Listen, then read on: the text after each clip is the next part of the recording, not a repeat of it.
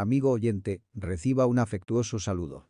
Bienvenido al canal de Germán Marchant Solís. Juan Carlos Ortiz. El discípulo. Parte 2.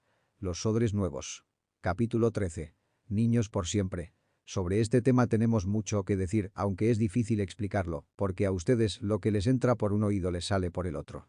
En realidad, a estas alturas ya deberían ser maestros, y sin embargo, necesitan que alguien vuelva a enseñarles las verdades más elementales de la palabra de Dios. Dicho de otro modo, necesitan leche en vez de alimento sólido. El que solo se alimenta de leche es inexperto en el mensaje de justicia, es como un niño de pecho. En cambio, el alimento sólido es para los adultos, para los que tienen la capacidad de distinguir entre lo bueno y lo malo, pues han ejercitado su facultad de percepción espiritual. Por eso, dejando a un lado las enseñanzas elementales acerca de Cristo, avancemos hacia la madurez. No volvamos a poner los fundamentos, tales como el arrepentimiento de las obras que conducen a la muerte, la fe en Dios, la instrucción sobre bautismos, la imposición de manos, la resurrección de los muertos y el juicio eterno. Así procederemos, si Dios lo permite. Hebreos 5:11 al 6:3. Quedé muy conmovido cuando Dios me hizo ver cuán niños éramos tanto yo como mis diáconos y toda la congregación. Cuando asumí el pastorado del centro evangelístico, los miembros que pudimos tabular al mes de haber tomado la iglesia eran 184 personas. Había sido un grupo mucho más grande, pero el cambio de pastor no fue tan feliz para los que perdieron al fundador. El pastor anterior era un hombre de Dios, de mucha experiencia, y todos lo queríamos mucho. La orden de que deje a un obrero nacional en su lugar vino de la Oficina Central de Misiones en Estados Unidos, y ahora esta iglesia debía conformarse con un jovencito argentino, después de haber tenido como pastor a un misionero. Nos pusimos a trabajar muy fuerte y, al cabo de 2 años de buena organización y bastante trabajo de extensión, llegamos casi a los 600 miembros. Nos habíamos triplicado. Hicimos cruzadas evangelistas. Organizamos un sistema de seguimiento muy estricto y conté con la ayuda, no tanto de los diáconos, sino de los creyentes más jóvenes y nuevos que me ayudaron al principio. Así me aboqué a la rápida preparación de líderes de entre los nuevos creyentes. Había asistido a muchas convenciones relacionadas con la evangelización y el crecimiento de la iglesia de aquellos días y ponía en práctica todo cuanto sabía. Tuvimos la bendición de contar como ministro de Educación con una persona que se había graduado en un seminario de los Estados Unidos, por lo que nuestra escuela dominical iba viento en popa. La organización juvenil, Embajadores de Cristo, andaba muy bien, y lo mismo se podía decir de los grupos para adolescentes, el programa de Exploradores del Rey para los muchachitos y el de Misioneritas para las niñas. La confraternidad de varones y otros departamentos de la congregación funcionaban igualmente bien. Nuestro sistema para seguir manteniendo contacto con visitantes y nuevos era uno de los mejores. Contábamos con cartas circulares seriadas para cada grupo. Hombres, mujeres, niños, judíos, árabes y cualquier otra cosa que usted se pueda imaginar. Carta número 1, 2, 3, etc. No había computadoras en ese tiempo, pero teníamos una tarjeta para cada persona que nos mostraba exactamente qué ocurría con quien aceptaba a Cristo. Si se había bautizado, qué carta se le había enviado, las visitas personales, las llamadas telefónicas y todo otro dato que pudiera resultarnos importante para mantenerlos. Teníamos un especialista para todo este trabajo y lo llamábamos el líder del Departamento de Conservación de Resultados. La denominación estaba tan impresionada con el adelanto logrado que en 2 convenciones anuales consecutivas de pastores me invitaron a ser el orador principal para que compartiera nuestro sistema de seguimiento y distribuyera a los pastores los formularios que utilizábamos. Sin embargo, detrás de todo eso, tenía la convicción que algo estaba mal, que no funcionaba bien. Las cosas parecían que marchaban bien mientras yo trabajara de 14 a 16 horas por día. Pero si aflojaba un poco, todo parecía venirse abajo, y eso me hacía sentir molesto. ¿Dónde estaba Dios en todo lo que yo hacía? Llegó el día en que decidí hacer un alto. Les dije a mis diáconos que necesitaba tomarme 2 semanas para dedicarlas a la oración. Me fui a una casa situada en el campo y allí me metí de lleno en la oración y en la meditación. El Espíritu Santo comenzó a quebrantarme. Lo primero que discerní fue como si Dios me dijera: Juan Carlos, lo que estás dirigiendo no es una iglesia, es una empresa. No comprendí lo que el Espíritu Santo me estaba diciendo.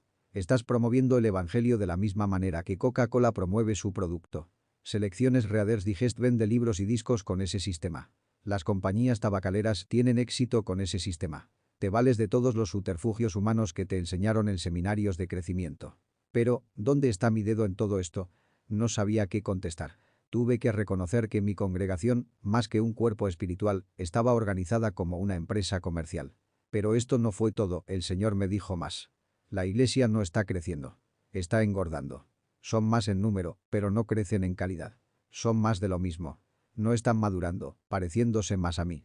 Antes tenías 200 bebés espirituales y ahora tienes 600 bebés. Y yo no lo podía negar.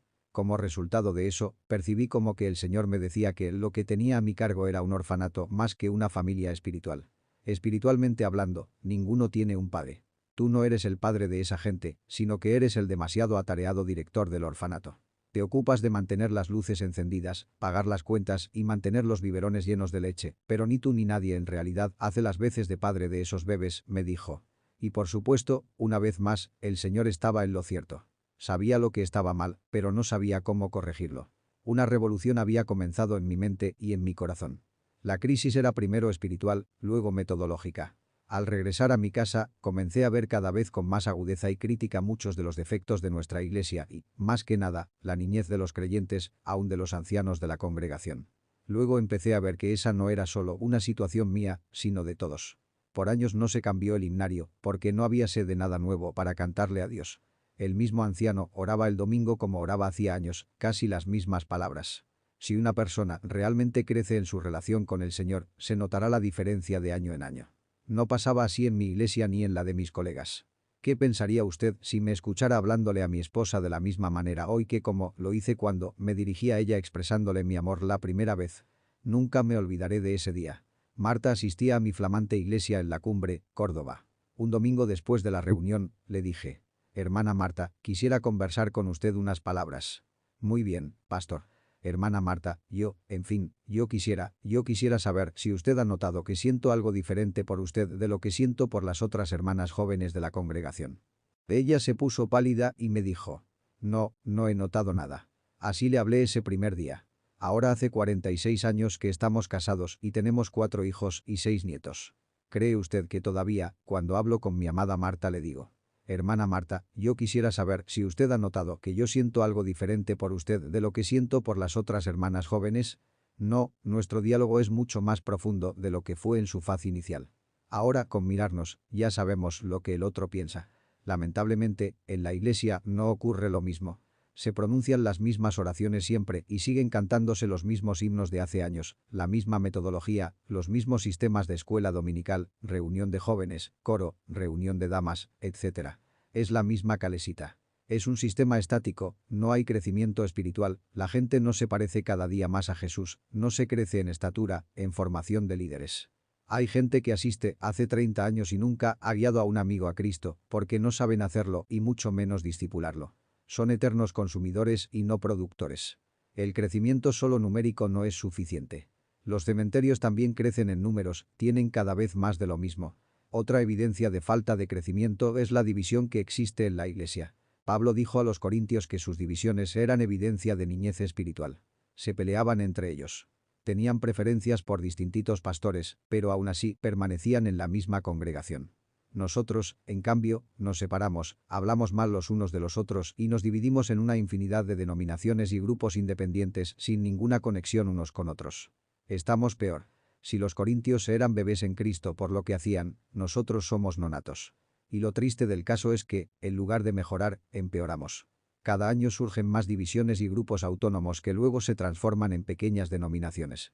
Nunca antes ha estado tan dividido el cuerpo de Cristo como últimamente. Una tercera evidencia de niñez es que siempre estamos más interesados en recibir que en dar, tal como los niños. Siempre estamos esperando que el Señor nos ayude, en lugar de ayudarlo nosotros en su reino, que Él haga esto por nosotros, en vez de hacer nosotros lo que Él nos pide, que nos dé, que nos sane, que nos ayude a pagar las cuentas, a comprarnos una casa, un auto, nunca dejamos de pedir. La persona madura es la que da. El dar es una evidencia de madurez. Cuando yo era niño pedía, ahora que soy un padre maduro, doy. Otra señal de niñez es la manera en que los cristianos están más atraídos por los dones del Espíritu que por el fruto del Espíritu. Se le da más importancia al hacer que al ser. Si el pastor invita a su congregación a un evangelista con el ministerio de sanidad física, prosperidad, caerse, reírse, la iglesia se llena de bote a bote. A los niños les encanta todo lo que sea espectacular, pero solamente aquellos que son crecidos se interesan por cultivar el amor, el gozo, la paz, la paciencia, la bondad, amabilidad, la fe, la mansedumbre y el dominio propio. También demuestra falta de crecimiento el valor que le damos a las cosas. Si un niño tiene que escoger entre una moneda de oro y un chocolate, dará preferencia al dulce. En lo que se refiere al materialismo, nos parecemos muchísimo a ellos. Queremos la mejor casa, un auto de último modelo, una cuenta en el banco con una fuerte suma de dinero. Esto tiene más importancia para nosotros que ganar a otros para Cristo, ayudar al pobre, crecer en el conocimiento de Dios y ser más como Jesús.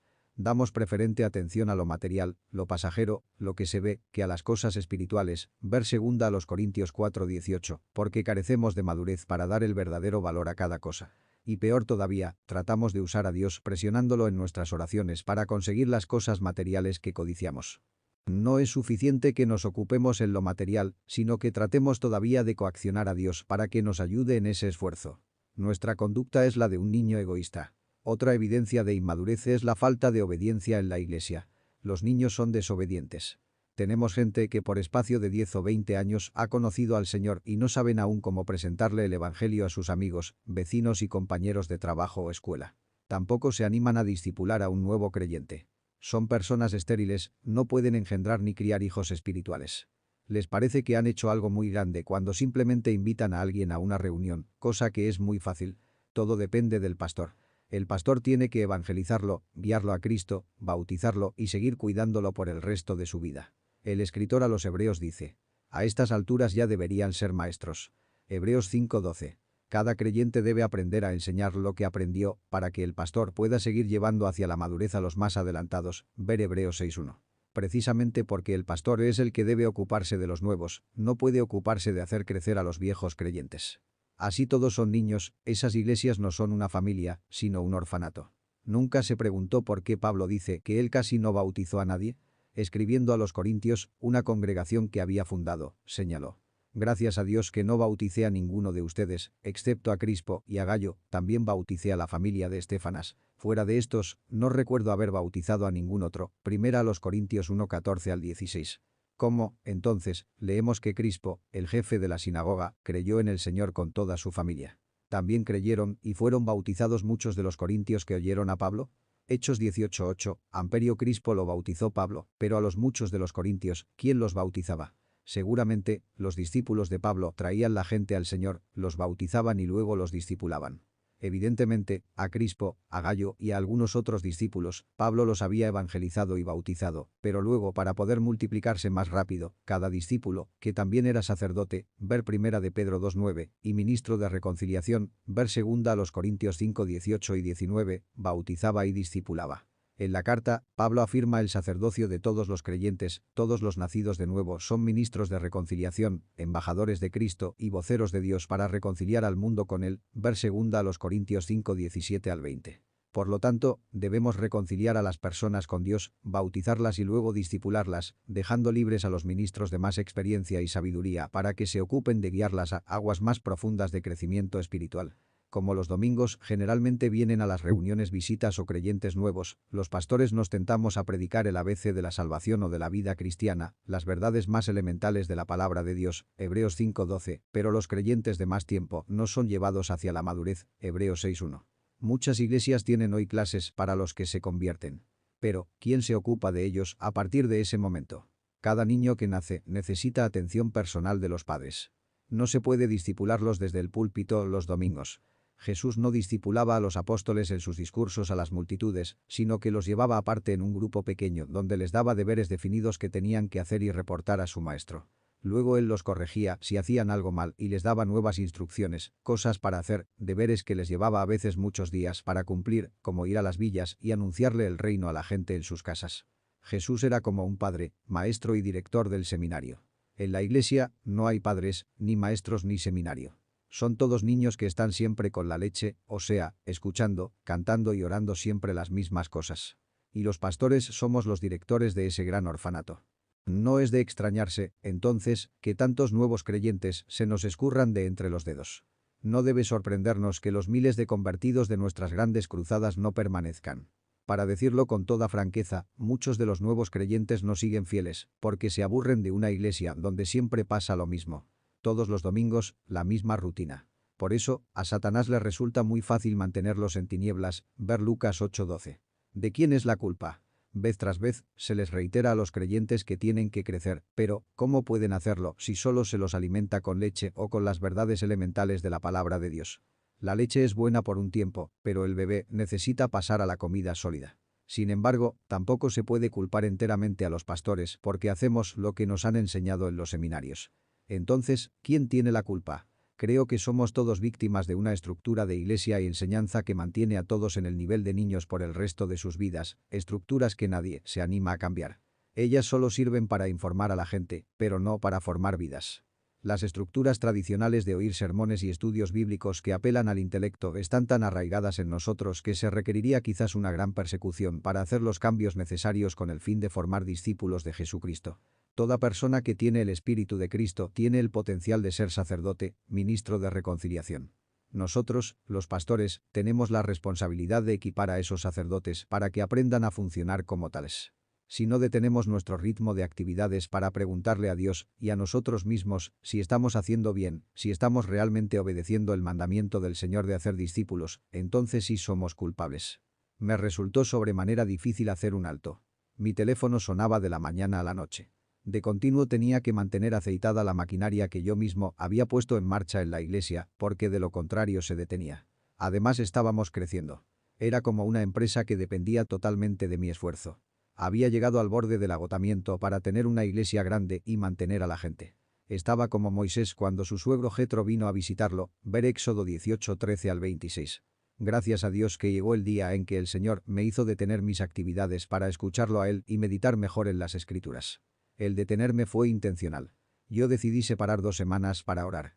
Pero luego entendí que fue Él el que me detuvo. Él me dio ese deseo, Filipenses 2:13, porque luego descubrí que había otros pastores en la ciudad, en la nación y en el mundo que tenían las mismas preocupaciones e inquietudes y estaban haciendo algo parecido.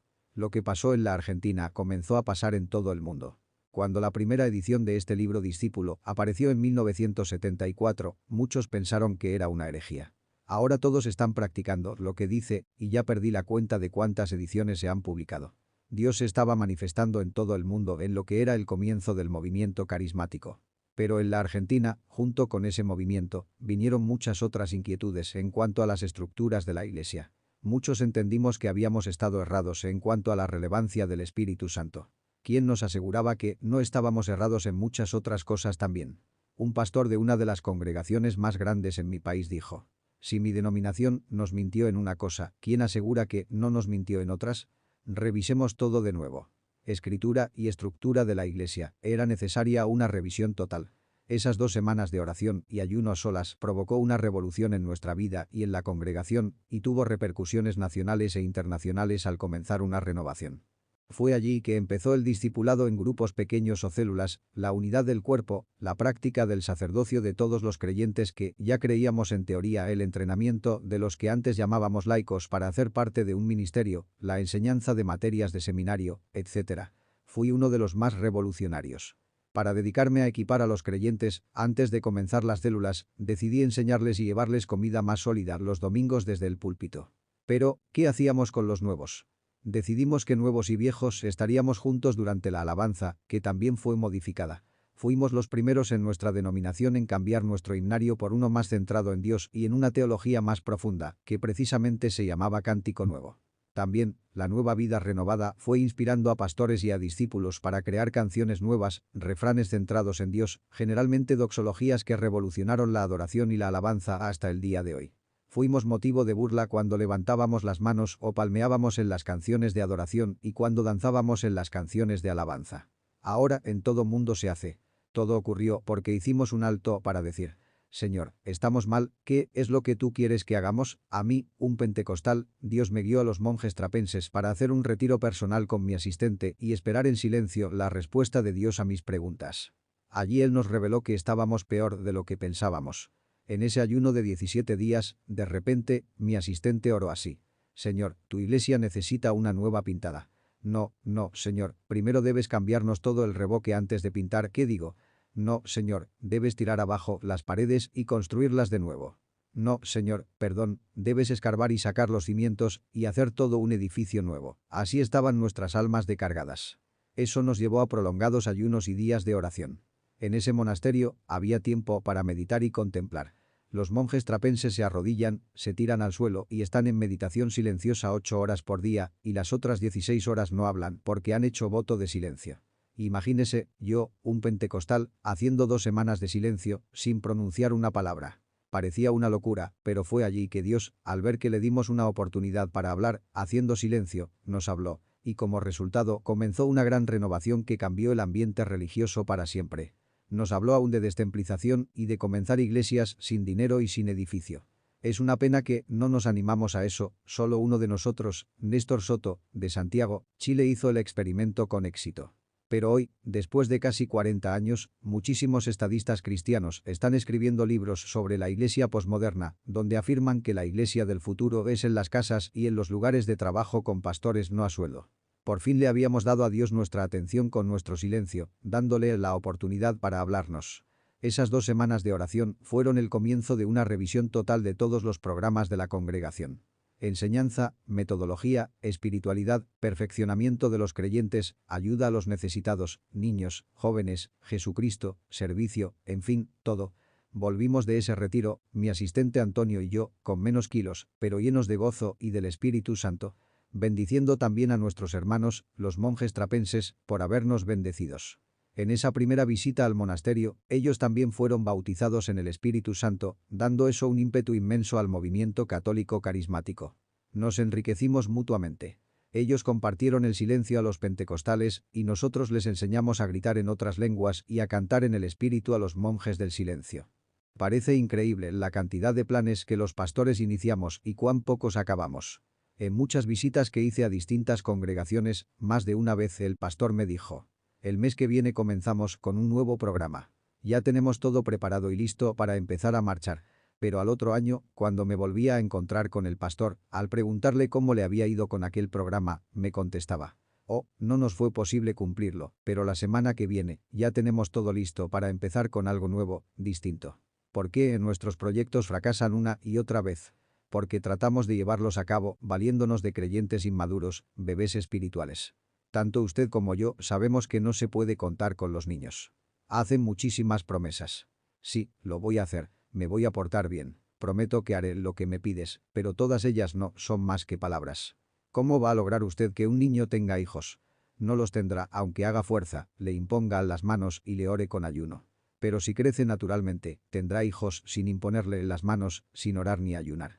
Fue necesario que el Señor me hiciera ver que la incapacidad para crecer de los miembros de mi iglesia se debía a que mi enseñanza era solo leche, lo que el escritor de la epístola de los Hebreos llama verdades más elementales de la palabra de Dios, Hebreos 5:12, y enseñanzas elementales acerca de Cristo, Hebreos 6:1.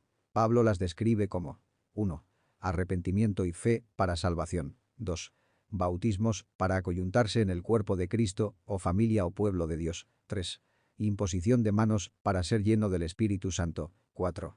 La resurrección de los muertos o venida de Cristo. 5. El juicio eterno, o sea, estar listos para ese día. Eso era todo lo que había estado predicando por espacio de 20 años. No habíamos avanzado hacia la madurez espiritual. Aunque éramos creyentes, todavía éramos niños carnales. Por eso, no crecíamos en calidad. El crecimiento numérico, mejorando nuestro programa de servicios, de música, de atención, de seguimiento no era completado con el crecimiento en calidad de vida, transformando estos niños en adultos en la semejanza de Jesucristo. Los cementerios también crecen en número, son más de lo mismo. En la iglesia, creíamos que habíamos crecido porque antes teníamos 200 miembros sin amor y ahora teníamos 400 sin amor. Teníamos 200 bebés y ahora contábamos 400. Por años teníamos después de cada servicio las filas largas de bebés para que les oremos por sanidad, por el esposo, la tía, los hijos, el perro, la suegra, siempre los mismos pidiendo lo mismo. No habían aprendido a poner sus cargas sobre Jesús, poner primero el remo, concentrarse en Dios y en sus planes, buscar al perdido, extender su reino, discipular a sus vecinos y creer que Él daría lo demás por añadidura. Al revisar el material de la escuela dominical, comprobé que también era solamente los rudimentos. Hice un repaso mental de lo aprendido en la escuela bíblica y constaté que era lo mismo. Observé que el índice de cualquier libro de teología tiene un capítulo acerca de las Sagradas Escrituras, el otro trata de Dios, otro respecto al hombre. Un cuarto acerca de la salvación. Luego viene un capítulo que trata sobre el Espíritu Santo. Y por supuesto, no falta un capítulo que se refiere a la segunda venida y las últimas cosas. Eso es todo. No hay nada que trate temas que van más allá de los rudimentos de la doctrina de Cristo y que nos enseñe cómo funcionar como sacerdotes y ministros de reconciliación en este mundo que se pierde. Yo pertenecía a una denominación que estaba a la vanguardia de las demás, porque teníamos el Evangelio completo o pleno, también llamado cuadrangular, porque anunciábamos 4 doctrinas básicas: la salvación, el bautismo en el Espíritu Santo, la sanidad divina y la segunda venida de Cristo. Y a esto lo llamábamos el pleno Evangelio. ¿Cómo podíamos considerar estas 4 cosas como el pleno evangelio cuando el escritor dice a los hebreos que estos son apenas los primeros rudimentos? ¿Cómo no nos dimos cuenta de que nuestro deber no era solo cantar lluvias pedimos, Señor, y cuando allá se pase lista allí estaré? ¿Cómo no nos dimos cuenta de que debíamos perfeccionar a los creyentes hasta que Cristo se forme en ellos, que se amen unos a otros, que perdonen a los que los ofenden, que amen a sus enemigos, que vivan en gozo, paz, paciencia, amabilidad, bondad, fe, que tengan dominio propio, tal como Jesús, que engendren otros creyentes y que los discipulen, oficiando así como sacerdotes, reconciliadores y embajadores de Cristo? Experimenté una gran humillación al comprobar que el arrepentimiento, la fe, el bautismo en el agua, el bautismo en el Espíritu, la sanidad divina y el estar listo para la segunda venida de Cristo era algo que en la iglesia primitiva se lograba en un día, generalmente el primer día en que la persona era salva. La gente se arrepentía, se bautizaba, les imponían las manos, se sanaban, eran llenos del Espíritu Santo y estaban listos para la venida del Señor. Todo esto pasaba el primer día. Lo que nosotros llamábamos evangelio completo o cuadrangular era simplemente el punto de partida, ni siquiera la leche, sino el calostro desde el cual los nuevos convertidos comenzaban a avanzar hacia la madurez. Casi no sabía lo que era la leche y mucho menos la comida sólida. ¡Qué desilusión con mi evangelio! Debo confesar con mucha humildad que, al decir que yo tenía un evangelio completo, estaba infiriendo que los que no eran pentecostales predicaban un evangelio incompleto. Luego, al conocer más a los otros hermanos, me di cuenta de que nosotros teníamos un evangelio ruidoso y los otros, uno silencioso. Esa era la única diferencia. En esos días, un pastor de una iglesia histórica que había tenido una experiencia carismática me dijo: «Pastor Ortiz, ahora estoy nadando en aguas profundas. Me encuentro en una nueva dimensión del evangelio. Algo que nunca creí que fuera posible». «¿Qué le ha ocurrido, hermano?», le pregunté. «Hermano, hablo en lenguas», me respondió alborozado. «Eso no es nada», le contesté. «En la iglesia primitiva, la gente hablaba en lenguas el mismo día de su conversión. Usted cree que está nadando en aguas profundas, pero igual que la mayoría de nosotros, aún estamos caminando en la playa con el agua hasta los tobillos. Lo más importante es llegar a ser como Cristo». Justo en esos días de tremenda inquietud, un joven universitario que se había convertido hacía poco más de un año y estaba tan sediento que no faltaba a ninguna reunión, me dijo: «Hermano Juan Carlos, me estuve examinando y llegué a la conclusión de que, cuando llegué a la iglesia, vine con tanta sed espiritual que no me perdí ninguna reunión, aprendí y aprendí durante los primeros 6 meses. Aprendí muchísimo, pero ahora me parece como que ya sé lo que saben todos y que los temas son repetición de lo mismo. Me siento como si me hubiera estancado, me siento como que me estoy manteniendo, pero no crezco más como los primeros 6 meses». Esto me cayó como otro balde de agua fría. Me di cuenta de que era verdad. Yo les repetía las doctrinas de nuestra denominación, los rudimentos.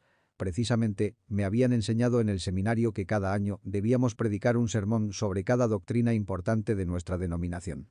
No sabía la diferencia entre leche y comida sólida. Entonces comencé a interesarme al descubrir que Pablo se quejaba de que tenía que seguir dando leche cuando los creyentes necesitaban comida sólida. Comencé a preguntarme qué era eso y noté que le decía a los corintios que no podía darles comida sólida por cuanto todavía eran bebés que solo aguantaban leche. Primera a los Corintios 3:2. Me sentí angustiado. Así estábamos yo, la iglesia y mi entera denominación. Yo era profesor del instituto bíblico y no sabía lo que era comida sólida, lo que Pablo no podía dar, porque sus interlocutores eran bebés. Me preguntaba si nosotros tampoco estábamos capacitados para recibir comida sólida. ¿Sería que ese alimento no era para nosotros? Y al fin y al cabo, ¿qué era comida sólida? La iglesia de Corinto no estaba aún lista para recibir comida sólida y tenía el evangelio completo. Hablaban en lenguas, profetizaban y tenían los dones espirituales, pero a la vez sufría de divisiones, peleas, inmoralidad, disputas entre los hermanos, problemas matrimoniales, insubordinación, abusos en la cena del Señor, tal como nosotros. Eran niños. «Para ustedes, nada más que leche», les dijo Pablo. Tampoco los hebreos sabían lo que era la comida sólida, y el apóstol no les podía hablar como a espirituales. Hebreos 5:11 al 14. De manera que, en esas epístolas, no había comida sólida. Si esta no está en la Biblia porque los interlocutores de Pablo no la podían digerir, ¿cómo vamos a saber qué es comida sólida? Así comencé a buscar en las Escrituras todo lo concerniente a ella. En el capítulo 2 de la primera epístola a los Corintios, tuve un pequeño vislumbre de lo que es comida sólida. Lo descubrí en el siguiente pasaje al notar, por primera vez, el significado del cambio de pronombres. Vosotros y nosotros. Los corintios eran el vosotros, y Pablo y sus compañeros eran el nosotros. Veamos.